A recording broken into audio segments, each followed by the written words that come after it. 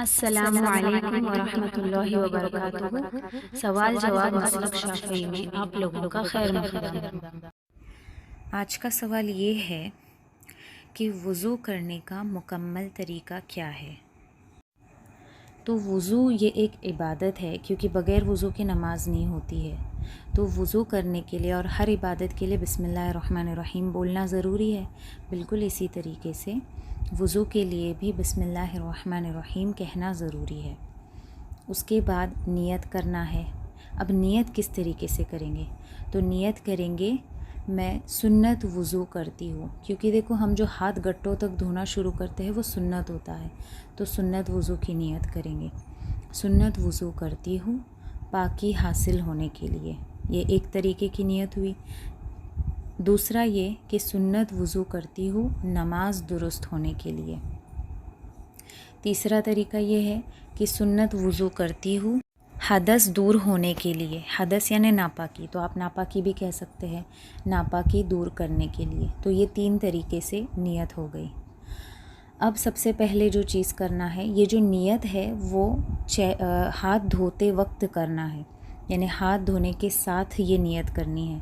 तो दोनों हथेलियों को गट्ठों समेत, यानी जो हड्डी होती है छोटी सी हमारे हथेलियों के एंड पर, उसको कहते हैं, तो गट्ठों समेत हमें दोनों हाथों को धोना है। अच्छी तरह उंगलियों का खिलाल करना है। नाखून बड़े हो तो नाखून के अंदर पानी पहुंचाने की फ़िक्र करना है, और बेहतर है कि नाखून को तराश दें। तो हाथ धुलने के बाद फिर कुल्ली करना है 3 मरतबा। कुल्ली करने के बाद नाक साफ़ करना है। नाक साफ़ करने का तरीका ये है कि चुल्लू में पानी लेके नाक को लगाए, और फिर हमारी छुंगली, लेफ़्ट हैंड की जो छुंगली यानी छोटी उंगली होती है, उससे और अंगूठे से नाक की नथनियों को साफ़ करें। उसके बाद में अब चेहरा धोना है, तो ये फ़र्ज़ हो गया। चेहरा धोना वज़ू में फ़र्ज़ है। तो अब हम फ़र्ज़ वज़ू की नियत करेंगे, बिल्कुल उसी तरीके से जिस तरह सुन्नत की नियत किए कि फ़र्ज़ वज़ू करती हूँ पाकी हासिल होने के लिए, या हदस नापाकी दूर होने के लिए, या नमाज दुरुस्त होने के लिए। इस तरीके से नियत करते हुए चेहरे पर पानी बहाएंगे।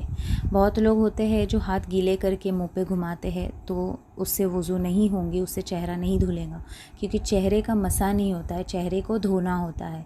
तो चेहरे को धोएंगे, पानी बहाएंगे, ज़ोर से भी मुंह पर पानी नहीं मारेंगे, पानी बहाएंगे चेहरे पर। और चेहरे की हद कहाँ से है? बाल निकलने की जगह से नीचे हमारे चिन यानी थोड़ी के नीचे तक के हिस्से तक, और एक कान की लौ से दूसरे कान की लौ तक। तो इस तरीके से मुकम्मल मुंह को धोना है। उसके बाद अब हम हमारा सीधा हाथ धोएंगे कोहनियों तक, यानी एल्बो तक। एल्बो भी उसमें इंक्लूड रहेगा। 3 मरतबा धोएंगे। उसके बाद हम लेफ़्ट हैंड 3 मरतबा धोएंगे कोहनी समेत। उसके बाद सर का मसाह करना है। सर के मसाह की कम से कम हद ये है कि एक बाल गीला हो जाए, और मुकम्मल सुन्नत तरीका ये है कि शहादत की उंगलियों को मिलाए और अंगूठों को कनपट्टियों पर रखे और पीछे की तरफ जाए। इस तरह 3 मरतबा करें। उसके बाद कानों का मसा आता है।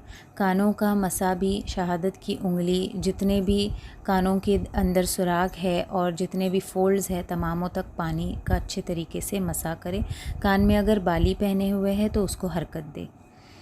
उसके बाद में पैरों को धोना है। तो पहले सीधा पैर धोएंगे, उंगलियों का खिलाल करेंगे, और पैरों के टखने यानी जो एंकल है और पीछे का जो हील है उस तक बराबर पानी पहुंचाने की कोशिश करेंगे, क्योंकि हदीस में उसके बारे में वईद आती है कि जो भी अच्छे तरीके से पैर नहीं धोता है तो उनके लिए है वैलुल लिल आक़ाबि मिनन नार, कि जो एड़ी वालों के लिए वैल है, यानी कि खराबी है, इसके माना भी आते हैं, और जहन्नम की एक वादी को भी वैल कहा जाता है। तो अल्लाह हिफाजत फरमाए। तो अच्छे तरीके से पैर को धोना है टखनों समेत, और टखनों के ऊपर तक, पिंडलियों तक धोए तो भी अच्छा है, ठीक है। तो उसमें टखने इंक्लूडेड है। बिल्कुल इसी तरीके से लेफ़्ट लेग धोएंगे। उसके बाद अगर बाथरूम में वज़ू बना रहे हैं तो बाथरूम से बाहर आने के बाद हम वज़ू के बाद की दुआ पढ़ेंगे। अब वज़ू के कुछ मुतफ़र्रिक़ मसाइल भी सुन लीजिए। बहुत लोगों को सवाल होता है कि सर पर दुपट्टा लेना ज़रूरी है क्या? तो वज़ू में सर पर दुपट्टा लेना कोई ज़रूरी नहीं है।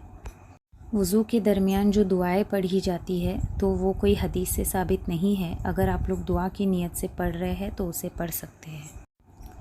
इसी तरह के और सवालात अगर आप लोगों को है तो मसलक शाफ़ई से रिलेटेड, तो आप लोग कमेंट सेक्शन में अपने सवालात पूछ सकते हैं। और चैनल को लाइक, शेयर और सब्सक्राइब ज़रूर करना। जज़ाकुमुल्लाहु खैर। अस्सलामु अलैकुम वरहमतुल्लाहि वबरकातुहू।